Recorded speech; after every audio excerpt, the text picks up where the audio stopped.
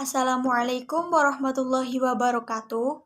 Perkenalkan, nama saya Ismi Aini Surur dengan nomor NIM E00191068 dari Prodi S1 Farmasi Universitas Bameda Selawi. Di sini, saya akan menjelaskan materi tentang virus bakterial. Pokok bahasan pada materi kali ini yaitu yang pertama ada pengertian virus bakteri, pengertian bakteriofag, morfologi dan struktur, kelompok morfologi fag, reproduksi bakteriofag, tentang bakteriofag, virus yang menguntungkan, dan virus yang merugikan. Pengertian virus. Virus adalah gen penyebab infeksi yang hanya dapat hidup di dalam sel hidup, yaitu pada sel hewan, tumbuhan, jamur, dan bakteri. Selanjutnya ada pengertian virus bakteri. Virus bakteri adalah virus yang sel inangnya adalah sel bakteri. Virus bakteri disebut juga dengan bakteriofag atau fag. Virus bakteri mengandung bakteri genetik berupa DNA. Pengertian bakteriofag. Bakteriofag atau disebut fag adalah kesatuan biologis paling sederhana yang diketahui mampu replikasi dirinya, mampu mengadakan dirinya sendiri menjadi lebih banyak. Dengan demikian, zat renik ini dijadikan penelitian dalam genetika, yaitu dijadikan sistem modal untuk mempelajari patogenesitas yang disebabkan virus. Bakteriofag sama seperti virus pada umumnya, yang dapat hidup luas di dalam. Bentuknya juga sama, yaitu terdiri dari asam nukleat yang dikelilingi oleh sulbang protein. Virus ini mempunyai ekor yang digunakan untuk melewati asam nukleat ketika menginokulasi sel inang. Selanjutnya ada morfologi dan struktur. Struktur bakteriofag yang terdiri atas kepala, ekor, dan serabut ekor. Di sini ada gambar kepala yang terdiri DNA atau RNA, ada kapsid, dan ada ekor, dan yang terakhir ada serabut ekor. Selanjutnya ada struktur fag. Yang pertama ada tubuh bakteriofag, tersusun atas kepala, ekor, dan serabut ekor. Yang kedua ada dari kepala muncul tubus atau sulung memanjang yang disebut sebagai ekor virus. Dan yang ketiga ada ekor ini bertugas sebagai alat penginfeksi. Yang keempat ada bagian antara kepala dan ekor memiliki selubang yang disebut kapsid. Dan yang terakhir ada pada bagian ujung ekornya ditumbuhi serabut-serabut ekor yang dapat berfungsi sebagai penerima rangsang atau reseptor. Selanjutnya ada kelompok morfologi fag. Semua fag mempunyai inti asam nukleat yang ditutupi oleh selubang protein atau kapsid. Kapsid ini tersusun dari subunit morfologis yang disebut kapsomer. Kapsomer terdiri dari sejumlah subunit molekul protein yang disebut protomer. Virus bakteri dapat dikelompokkan ke dalam 6 tipe morfologis. Tipe yang paling rumit ini memiliki kepala heksagonal, ekor yang kaku dengan seludang kontraktil, dan serta ekor dengan DNA berjumlah 2. Serupa tipe A, tipe ini mempunyai kepala heksagonal tetapi tidak mempunyai seludang kontraktil, ekor kaku, dan mengenai serabut ekor. Ada atau tidak mempunyai serabut ekor dengan DNA berjumlah 2. Tipe ini mempunyai sebuah kepala tanpa ekor dan kepala tersusun dari kapsomer besar DNA berjumlah 1.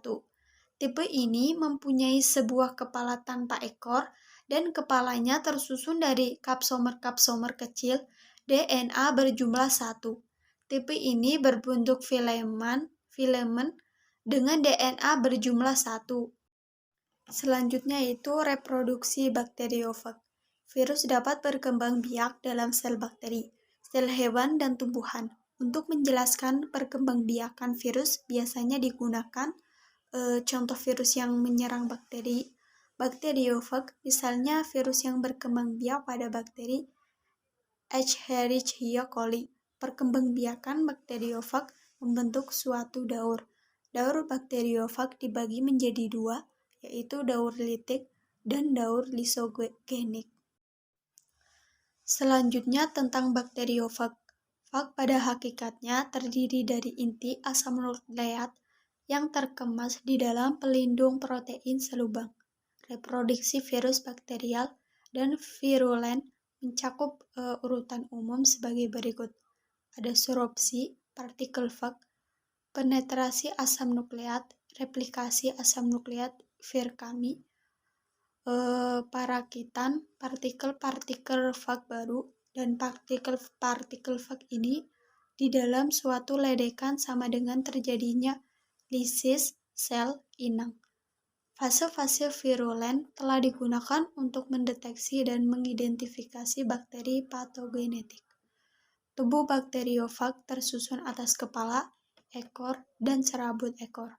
Kepala berbentuk ply-head segi banyak yang di dalamnya mengandung DNA atau RNA saja. Bakteriofag sebenarnya memiliki dua tipe cara menginfeksi, yaitu litik atau virulen dan tenang atau lisogenetik. Slide selanjutnya itu virus yang menguntungkan. Virus digunakan untuk memproduksi interferon.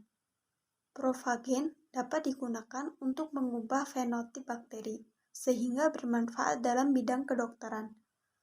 Virus digunakan untuk pembuatan vaksin OPV oral polio vaksin untuk mencegah penyakit polio. HBV hepatitis B vaksin untuk mencegah penyakit kuning. Virus dapat digunakan untuk membuat peta kromosom yang sangat penting bagi dunia kesehatan. Slide selanjutnya yaitu virus yang merugikan. Yang pertama, virus yang menyerang tumbuhan. Virus Tukro menyerang tanaman padi melalui perantara warik coklat. TYMV menyebabkan timbulnya bercak kuning pada daun tembakau. YTMV menyebabkan penggulungan daun pada tanaman kapas. Yang kedua ada virus yang menyerang hewan. NCD menyerang saraf unggas.